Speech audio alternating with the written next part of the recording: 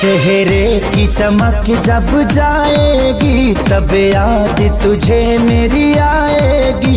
अभी यार मिलेंगे लाखों पर आजादी को कभी न पाओगी। चेहरे की चमक जब जाएगी तब याद तुझे मेरी आएगी।